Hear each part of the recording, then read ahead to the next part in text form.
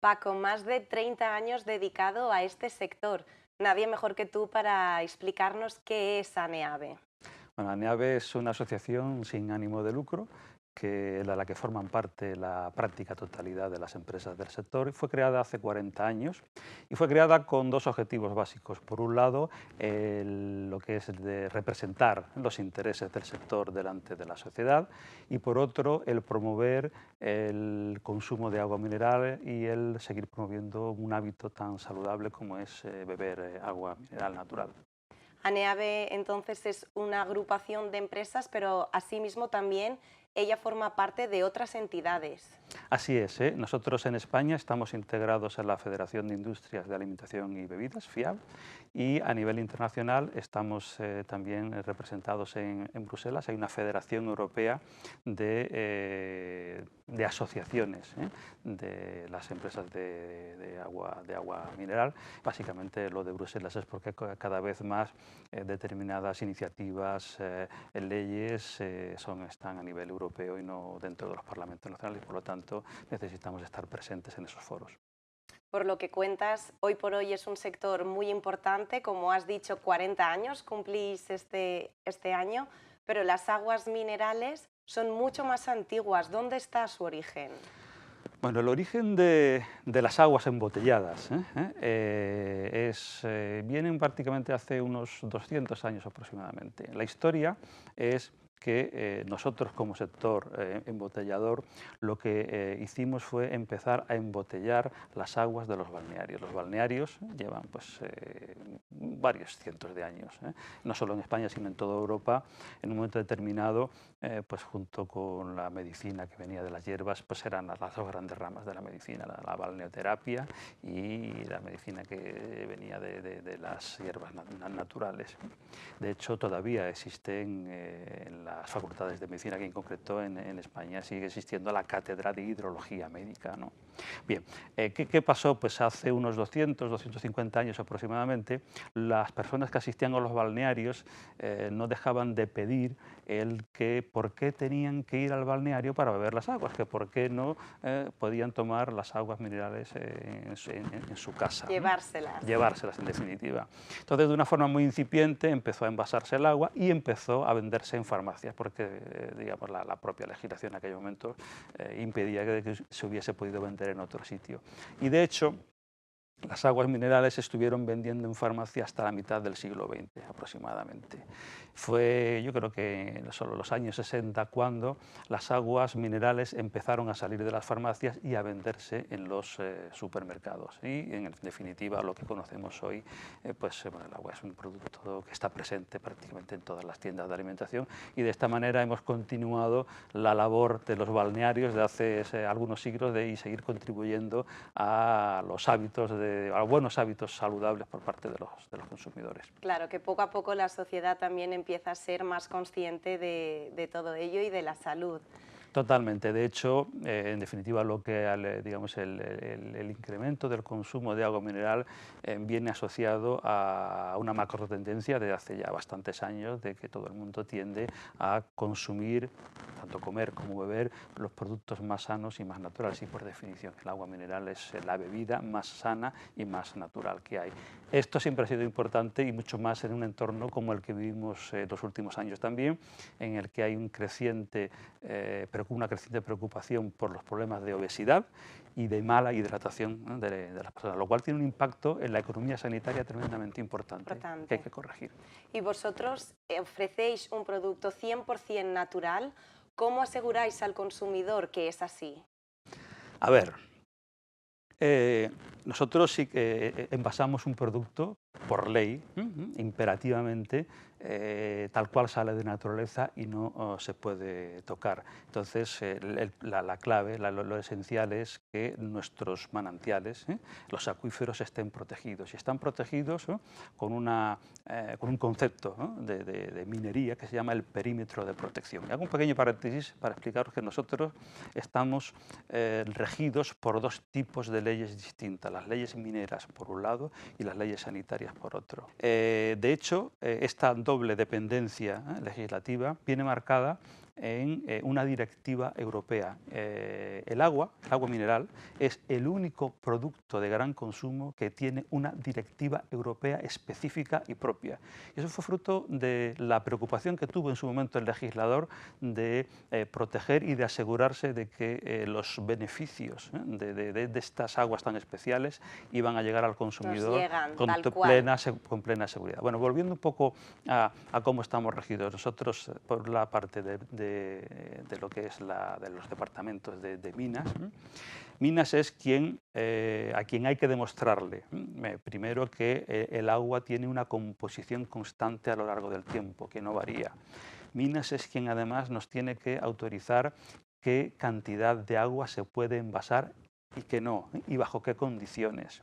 Y además lo vigila periódicamente, haciendo un seguimiento bastante exhaustivo del agua que se envasa en cada uno de los acuíferos. Y luego, por otro lado, bueno, y a cambio otorga un perímetro de protección en el que, digamos, desde un punto de vista legal, la propia administración impide de que se puedan ejercer determinado tipo de actividades que podrían en un momento determinado, a lo largo del tiempo, afectar la calidad de las aguas. Queda el acuífero asegurado. Totalmente protegido. Y luego, por otro lado, está la parte sanitaria. La parte sanitaria tiene una doble faceta. Bueno, las aguas que vienen de los balnearios de toda la vida no tuvieron que demostrar nada, pero en su momento, cuando se instaló el concepto europeo de agua mineral natural, todos aquellos que no venían de un balneario tuvieron que demostrar a la autoridad sanitaria que el agua tenía efectos beneficiosos concretos para la salud.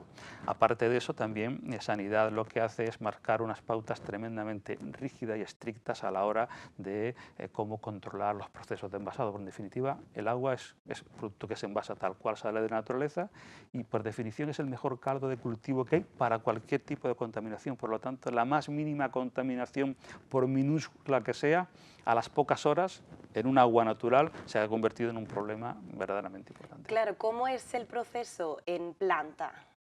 El proceso en planta, desde un punto de vista, digamos, de esquema técnico, es tremendamente simple, pero desde un punto de vista de aseguramiento de la calidad es tremendamente complejo. Es simple porque, en definitiva, el agua se envasa tal cual sale. Claro, el agua, por ejemplo, nosotros impedimos que entre en contacto con el aire normal. De hecho, en las zonas de llenado, las propias llenadoras, la atmósfera de la atmósfera de aire es totalmente aséptica. La capa de aire que queda encima de una botella es aire biológicamente puro. Entonces, por ejemplo, la asepsia es algo tremendamente importante. ¿Qué significa este concepto? Asepsia significa, por un lado, que el entorno, la atmósfera de las zonas de envasado es totalmente pura. Por ejemplo, los envases de plástico, ¿no?, se fabrican unos instantes antes de ser llenados para evitar que se almacenen y que puedan tener algún tipo de contaminación. Luego las plantas cada X horas se detienen, se paran y se someten a unos procesos de higienización tremendamente fuertes. Todas las tuberías, todas las instalaciones. Eso es algo que se hace cada determinado número de horas de una forma muy estructurada y con un seguimiento muy de cerca, ¿no? Y afortunadamente bueno, podemos asegurar la total asepsia de los productos que se están envasando. Asegurada la asepsia y, como nos has contado, asegurada también el entorno natural, ¿qué más hacéis vosotros por el medio ambiente? ¿Cómo contribuís? Bueno, hombre, está claro que, como acabas de decir, nosotros envasando un producto natural más nos vale, que hayamos venido cuidando la naturaleza de toda la vida. Exacto. Aparte de eso, y de cuidar la calidad del producto y de los perímetros de protección de los manantiales, desde el primer momento hemos tenido un tremendo cuidado en los envases y en que el impacto, ¿no?, de los envases de agua en el medio ambiente sea el mínimo. Por ejemplo, le puedo decir que el 100% de los envases del sector son reciclables. Fuimos pioneros en comenzar a utilizar material reciclado en los propios envases. Ya el año pasado, en 2017 en concreto, alcanzamos el 80%, ¿no?, de botellas recicladas, y nuestra ambición es llegar a recuperar el 100% de las botellas que ponemos en el mercado, y es algo que lo vemos en un horizonte relativamente cercano el poder hacerlo, gracias a la colaboración también de toda la gente, obviamente. Claro, también nuestra concienciación del reciclaje y demás. Exactamente. Luego también hay mucha tecnología detrás de esa reducción en el impacto medioambiental. Por ejemplo, las botellas son cada vez más ligeras, y no por eso dejan de ser tremendamente eficientes a la hora de proteger, porque aquí lo más importante es que el producto esté protegido y que sea fácil y cómodo para consumir. Pues al fin de cuentas es un tema de desarrollo de tecnología, el utilizar cada vez menos material en la fabricación de los envases, que además ese material sea fácilmente reciclable. Tenemos unos protocolos de ecodiseño tremendamente duros y muy positivos a la hora de evaluar el impacto ambiental de nuestros envases. En definitiva, esa es la parte, digamos, no asociada a lo que son los manantiales, y que en la que hacemos una labor interesante. Somos un sector muy pionero en todo eso. De hecho, las botellas de agua son las botellas que tienen, hay un concepto técnico que se llama KRKP, que es en definitiva el material de envase que utilizas en relación con la cantidad de producto que mandas al mercado. Las botellas de agua son las más eficientes del mundo, de cualquier otro sector. Qué interesante este último dato. Y hemos hablado de impacto positivo en la sociedad, en el medio ambiente. ¿Qué otros impactos positivos genera este sector? Bueno, como te decía antes, esa directiva europea que marca, que rige el sector, entre otras cosas, te obliga a que el agua se envase a pie de manantial. El agua mineral no se puede transportar de una forma que no sea embotellada. Por lo tanto, nuestras plantas están donde están nuestros acuíferos, y nuestros acuíferos están pues donde Dios ha querido que estén. En definitiva, en zonas normalmente bastante alejadas de los núcleos urbanos, muchas veces son zonas montañosas de difícil acceso. En la mayoría de los casos, la actividad industrial de envasado de agua es la única actividad que hay en muchos kilómetros a la redonda, porque ni siquiera la agricultura en determinadas zonas está desarrollada. Entonces, desde ese punto de vista, el sector crea de forma directa unos 4.500 empleos e indirectamente unos 25.000.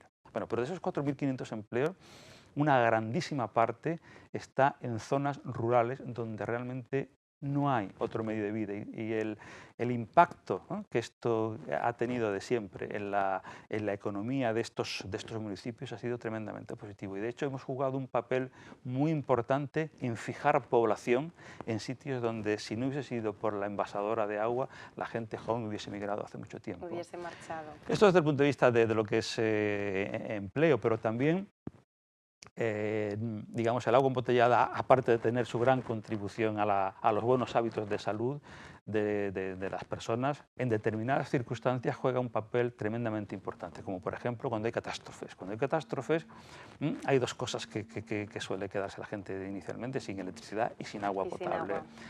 En esos momentos el poder contar con agua embotellada es algo tremendamente importante, y ahí el envase juega un papel esencial, el envase que protege, que hace factible el hacer llegar agua a zonas tremendamente deterioradas. Paliar, ¿no?, el dolor. Totalmente. Y en ese sentido, por ejemplo, hace un año nosotros firmamos un acuerdo con la Cruz Roja, con la cual creamos el primer banco solidario de agua, precisamente orientado a este tipo de situaciones.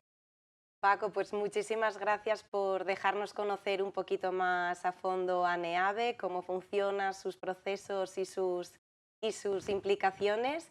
Muchísimas gracias y hasta pronto. Gracias a ti. Muchas gracias.